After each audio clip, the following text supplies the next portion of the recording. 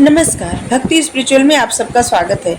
जो कंटेंट इस पे रहता है, इस तरह का कंटेंट अगर आपको अच्छा लगता है, चैनल सब्सक्राइब कर दीजिए, वीडियो लाइक करिए, शेयर करिए, क्योंकि इससे हमको सपोर्ट मिलेगा और हम अलग अलग तरह की जानकारी आपको बताएंगे, अलग कथा सुनाएंगे और भी बातें आपसे करेंगे। श्री रामचंद्र जी के जो पूर्वज रहते हैं, मतलब वो तो बहुत लंबी लिस्ट है, लेकिन कुछ लोगों के बारे में आपको बता रहे हैं। मंधाता की बात का हम बता रहे हैं आपको। मंधाता के वंशज जो है, मंधाता के वंशज रहते हैं सत्यव्रत, और यही सत्यव्रत को त्रिशंकु कहा गया है। वही त्रिशंकु जो विश्वामित्र, जिनको विश्वामित्र जी जैसे एक हठ कर लिए थे स्वर्ग भेजने को, सशरीर स्वर्ग भेजने को, और जो कि बीच में लटके हुए हैं, और उनके लिए विश्वामित्र जी अलग स्वर्ग बनाए, एक दूसरा स्वर्ग जो कि जहाँ पे इंद्र नहीं है। तो इनके बारे में भी आपको कथा बताएंगे। अभी फिलहाल ये बता रहे हैं कि राजा मंधाता के वंशज यानी कि श्री रामचंद्र जी के पूर्वज कौन कौन थे। और इसी सत्यव्रत अर्थात त्रिशंकु जी के पुत्र थे हरिश्चंद्र, जो कि महादानी। हरिश्चंद्र की कहानी आप लोग नहीं सुने होंगे, तो हम कभी न कभी सुनाएंगे आपको, ठीक है। हमें लगता है ये सब कहानी सब लोग सुने हैं, तो हम वो बताने का प्रयास करते हैं कि शायद जो टॉपिक आप लोगों को ज़्यादा, मतलब आप लोग शायद उस टॉपिक पर ज़्यादा सब लोग नहीं पहुँचे हों, बस वो टॉपिक हम कवर करने का प्रयास करते हैं। बाकी और भी हम इनके बारे में भी कहेंगे, कथा बताएंगे, राजा हरिश्चंद्र का, त्रिशंकु का, सबका, ठीक है। हरिश्चंद्र के पुत्र रहते हैं रोहिताश। वही रोहिताश जिनको सांप डस लेता है, और जिनका मतलब श्मशान पे उनकी पत्नी तारावती ले जाती हैं, और जहाँ पे वो अपने वस्त्र को फाड़ के, अपनी साड़ी को फाड़ के और कर चुकाती हैं, राजा हरिश्चंद्र को देती हैं, जो जहाँ पे वो डोम बने रहते हैं। तो यही रोहिताश्व रहते हैं। रोहिताश्व के पुत्र रहते हैं हरित। हरित के पुत्र रहते हैं चौन। चौन के पुत्र होते हैं विजय और सहदेव। इनके दो पुत्र रहते हैं। विजय के पुत्र होते हैं रुरु, और रुरु के पुत्र होते हैं ब्रिक, और ब्रिक के पुत्र होते हैं बाहु। बाहु नाम के पुत्र का जन्म होता है, और बाहु यही होते हैं जिनको है वंश और ताल जंग वंश के क्षत्रियों से युद्ध में हार मिलती है।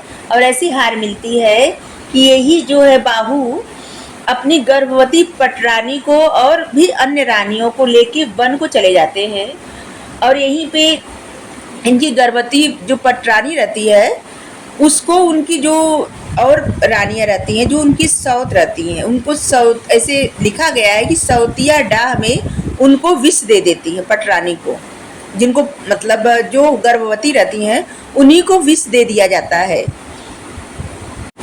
और इस विष के प्रभाव से रानी के गर्भ में 7 वर्ष तक गर्भाशय, मतलब ऐसे ही, मतलब उनका बच्चा ऐसे गर्भ में ही रहता है, जो कि 7 वर्ष बीत चुका होता है।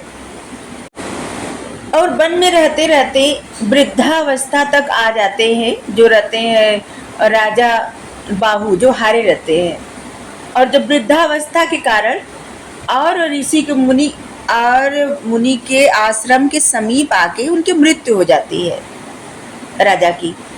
जब राजा की मृत्यु हो जाती है, तो रानी जो पटरानी रहती हैं, जो गर्भवती रहती हैं 7 साल से, वो चिता में जल के भस्म होने के लिए तत्पर हो जाती हैं। वो सती होना चाहती हैं, वो जबरदस्ती मतलब एक वो बना लेती है कि नहीं, उनको सती ही होना है। तब आर मुनि आके अपने आश्रम से चलकर आते हैं, और वो अपनी दिव्य दृष्टि से देख लेते हैं, और रानी को समझाते हैं, और रानी से कहते हैं, हे साध्वी, संपूर्ण भूमंडल का स्वामी, अतुलित बल एवं यज्ञों का अनुष्ठान करने वाला तथा शत्रुओं का विनाशक पुत्र तेरे गर्भ में पल रहा है, और तू सती होने का दुराग्रह कर रही है। ऐसा दुराग्रह न कर, ऐसा दुसाहस न कर। हे रानी, तुम्हारा पुत्र आने वाले वक्त के लिए एक जैसे एक धरोहर है, और तू ऐसा न कर, उसको नष्ट न कर। तो रानी ऋषि की बात मान जाती हैं, और उनकी आज्ञा पाके उन्हीं के साथ उनके आश्रम में चली जाती हैं।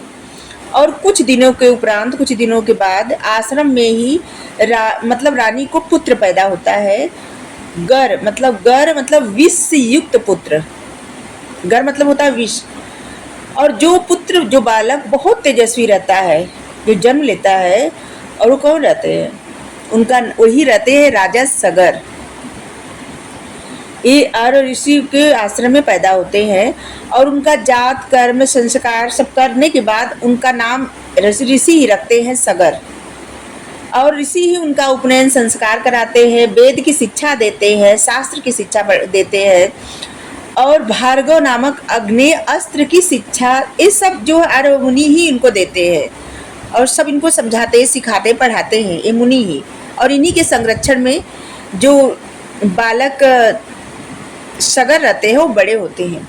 और जब वो बड़े होते हैं, जब धीरे धीरे बड़े होने लगते हैं, तो अपने पिता के बारे में पूछने लगते हैं कि हे माता, मेरे पिता कहाँ हैं और मतलब कहाँ हैं, क्या हुआ? तो रानी सब बातें बताती हैं अपने पुत्र से कि आपके पिता को जो है वंश के और ताल जंग वंश के जो क्षत्रिय रहते हैं वो युद्ध में हरा के और देश निकाला दे देते हैं। तो इनको जो है बहुत बुरा लगता है, जो सगर रहते हैं, और ये प्रतिज्ञा करते हैं कि हे माता, जिन्होंने सबकी ऐसी दुर्दशा की, उनको हम मतलब उनके वंश का विनाश कर देंगे, सब कुछ नष्ट भ्रष्ट कर देंगे। और ऐसी प्रतिज्ञा करके, और सिर्फ प्रतिज्ञा ही नहीं की, ऐसा किए भी, नष्ट किए भी। इसके बाद शक, यमन, कंबोज, पारण आदि सभी घायल होके सगर के कुलगुरु रहते। युद्ध इतना भयंकर होता है कि जो रहते हैं, क्या नाम उनका, हाँ, शक, यवन, कंबोज, पारण, ये लोग घायल होके ना सगर के जो कुलगुरु रहते हैं वशिष्ठ जी, उनकी शरण में चले जाते हैं।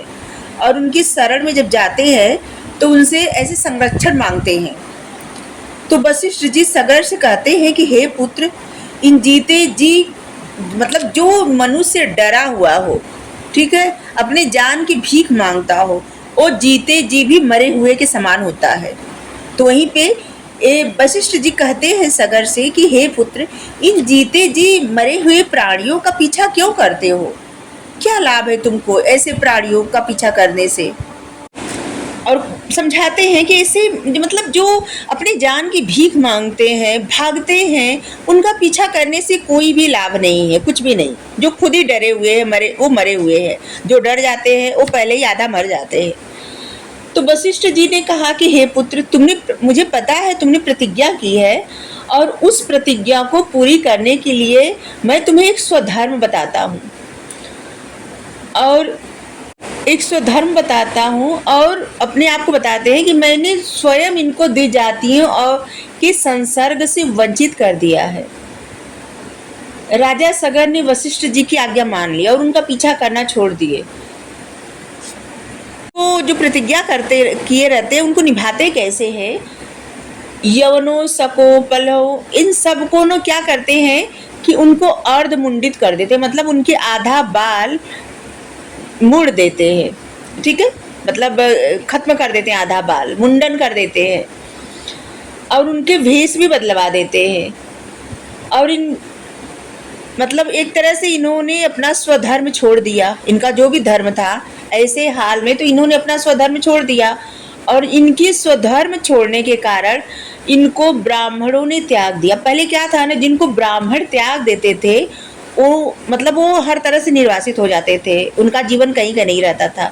तो इनको ब्राह्मणों ने परित्याग कर दिया। और इसके बाद राजा सगर अपनी राजधानी में आए और सुखपूर्वक राज्य करने लगे।